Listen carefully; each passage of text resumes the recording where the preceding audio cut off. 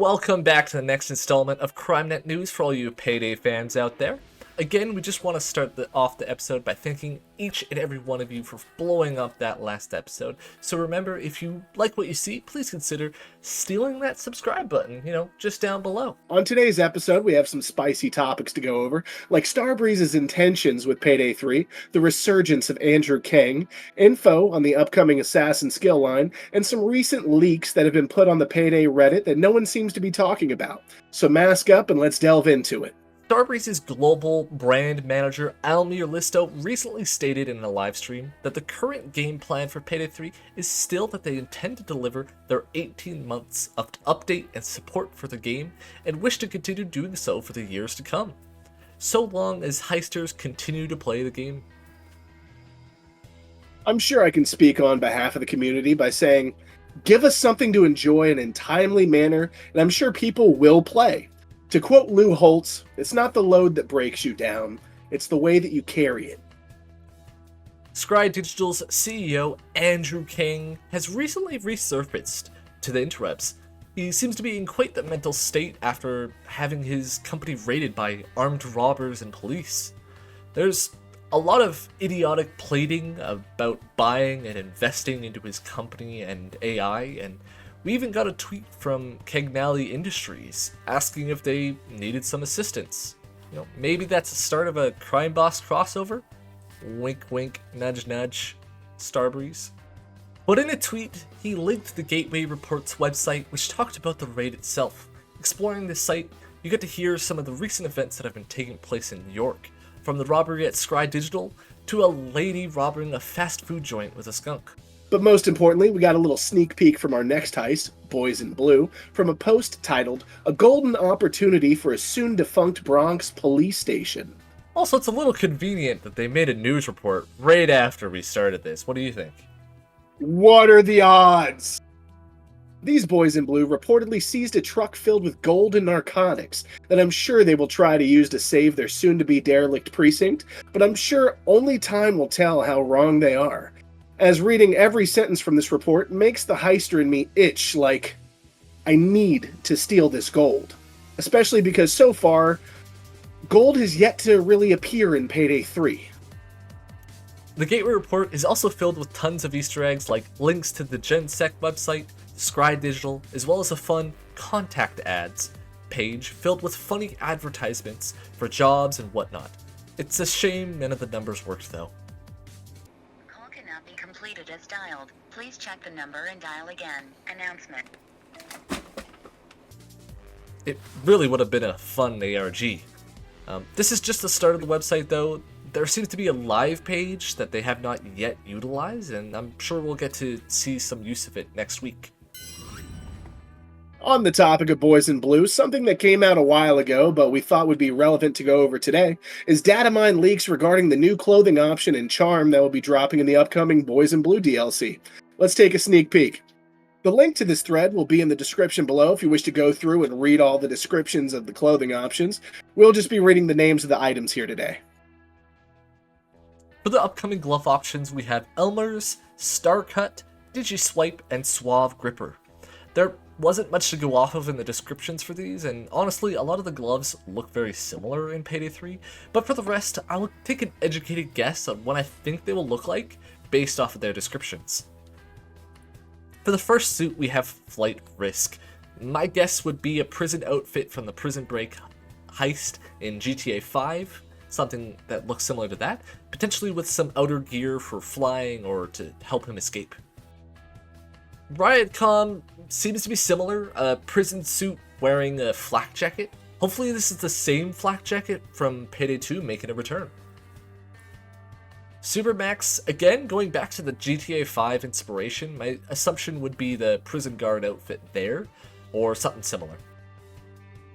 And Jailbird, wasn't sure how to describe this, other than something an escaped convict would wear after breaking out of prison and trying to lay low. For the DLC masks, there are the Clown Punk and Clowninator. These both seem to be just clown masks, although the Clowninator seems to be half clown and half robotic. Mad Mask Raider. Not much to go off on this one, but seems to be a Mad Max-esque mask. I'm sure they won't go for the actual mask, but it probably took some inspiration for the design. And then Killer K9, although I'm sure a late tribute to the one and only Doge would be great to have in the game, I believe this will just be a German Shepherd mask. For the free masks, we have the Hooded Haunt. Not much to go off other than it's a hood.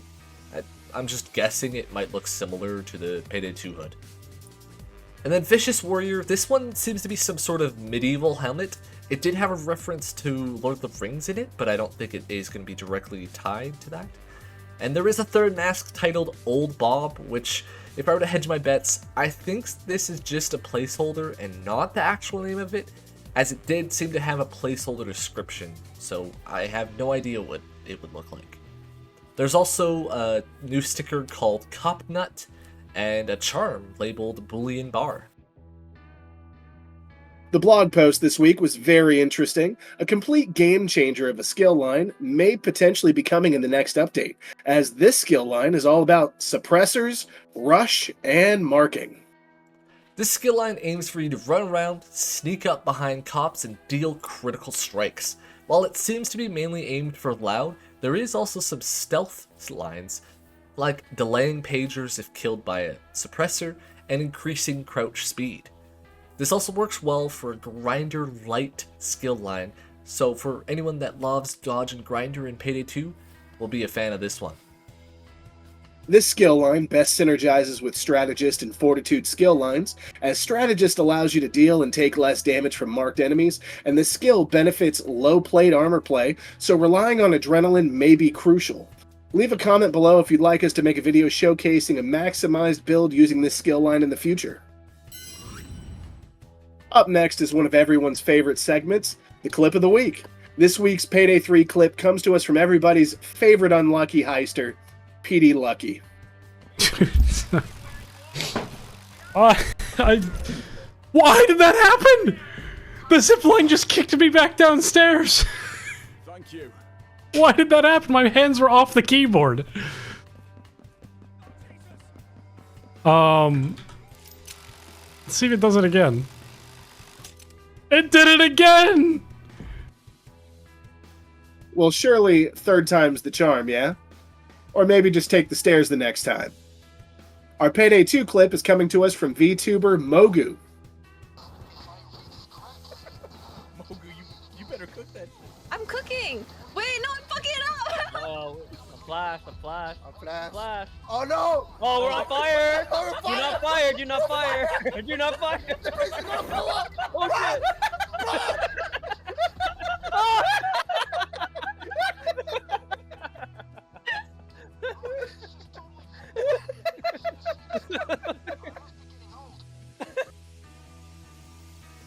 Talk about cooking with fire. And talk about explosive results. Can't argue with you there.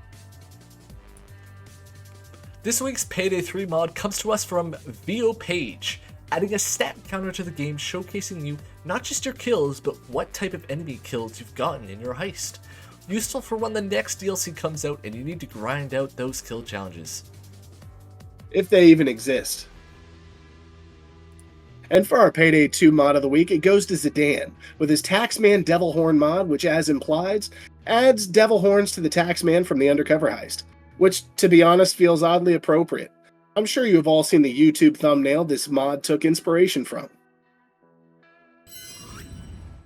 And thank you so much for tuning in this week to CrimeNet News. Make sure to keep those helmets flying, and we'll keep CrimeNet informed of all things Payday and STARBREEZE.